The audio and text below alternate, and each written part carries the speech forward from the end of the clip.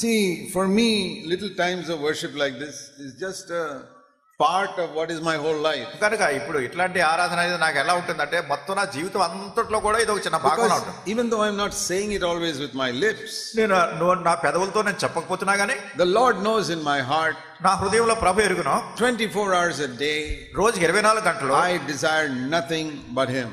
ఆయన తప్ప నాకు ఇంకెవరో కావాలని కోరుకోవట్లేదు. And 7 days a week, every week, I desire nothing but Him. మరి వారం రోజుల్లో వారానికి 7 రోజుల్లో కూడా ప్రతిరోజు ఆయన తప్ప నాకు ఎవరు అక్కర్లేదు. Anything else I get is extra.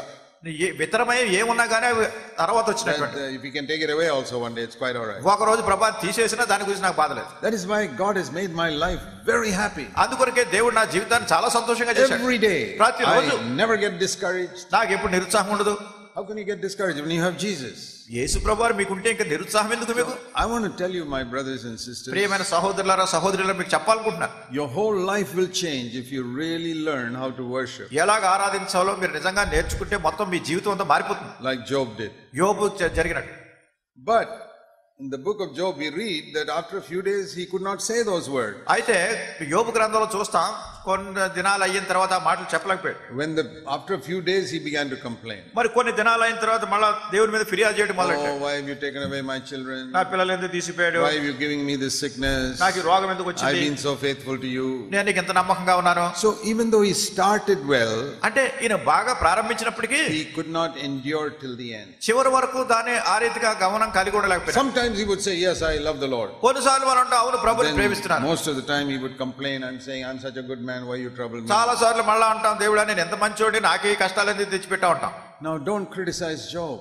కనుక యోబుని మీరు ఎట్లా విమర్శించకండి. He did not have the Holy Spirit like we have. మనం ఈ దినాన్ని కలిగి ఉన్నటువంటి పరిశుద్ధాత్మ దేవుని ఆ దినాలు ఆయన కలిగి లేడు. That's why he went up and down in his experience. అందుకే తన జీవితంలో పైకి కిందకి వెళ్తూ వచ్చాడు. Even the great prophet Elijah was like that. ఏలియా వంటి గొప్ప ప్రవక్త కూడా అట్లానే. One day he was worshiping God and brought fire from heaven. ఒక దినాన్ని ఆయన ప్రభువుని ఆరాధన చేసి ఆకాశం నుంచి అగ్ని కురిపించాడు. Next day he ran away because one queen said, I'll kill you. తర్వాత రోజు ఏం చేశాడు, ఒక రాణి నిన్ను చంపేస్తాననగానే అక్కడి నుంచి పారిపోయాడు.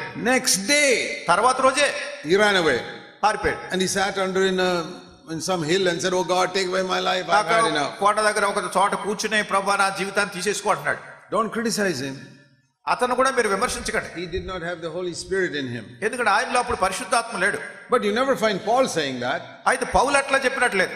Paul said it doesn't make a difference whether persecution or distress or any affliction, we are more than conquerors in Christ. పౌలు అంటున్నాడు, శ్రమ వచ్చినా బాధ వచ్చినా ఖడ్గం వచ్చినా మరణం వచ్చినా మనం వీటన్నిటిలో జయం పొందామంటున్నాడు. Was Paul greater than Job and Elijah? యోబు కంటే ఏలియా కంటే పౌలు గొప్పవాడా?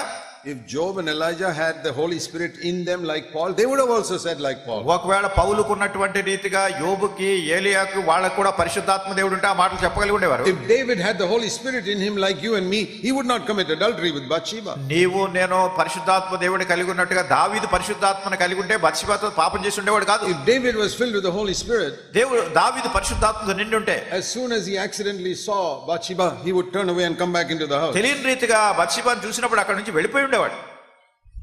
So don't compare yourself with any Old Testament person. పాత నిబంధనలో ఉన్నటువంటి వ్యక్తులతో ఎప్పుడు మిమ్మల్ని మీరు పోల్చుకోవద్దు. Job could worship and then he would start complaining. యోబు ఆరాధన చేశాడు, తర్వాత మళ్ళా ఫిర్యాదు చేశాడు. ఇప్పుడు when the Holy Spirit has filled our life, పరిశుద్ధాత్మ మన జీవితాలను నింపినప్పుడు we can worship like Job all the time. యోబు వలె ఎల్లప్పుడూ ఆరాధన చేసేవాడు, all the time, అన్ని సమయాల్లో.